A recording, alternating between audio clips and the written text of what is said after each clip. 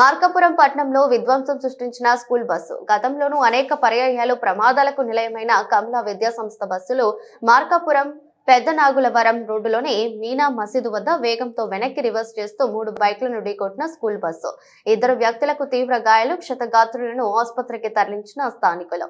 Bus వెనక టైర్లు బైక్లపై ఎక్కడంతో ధ్వంసమైన 3 బైకులు, బస్సులో ఉన్న విద్యార్థులను వదిలి పరారైపోయిన డ్రైవర్.